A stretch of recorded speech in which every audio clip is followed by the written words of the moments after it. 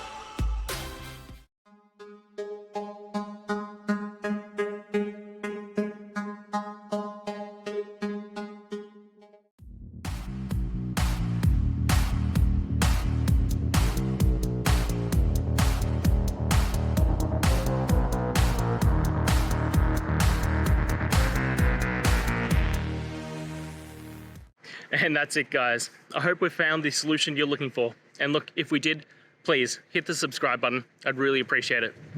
And until the next time you need technical help, I hope you have a good one.